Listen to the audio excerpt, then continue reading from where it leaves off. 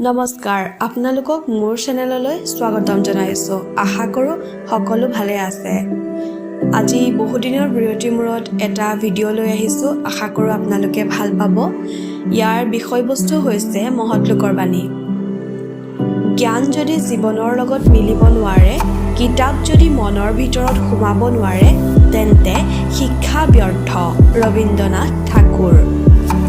নিজকে জ্ঞানী বুলি ভবা মানুহতকৈ অধিক মূৰ্খ কোনো নাই ভলটেয়াৰ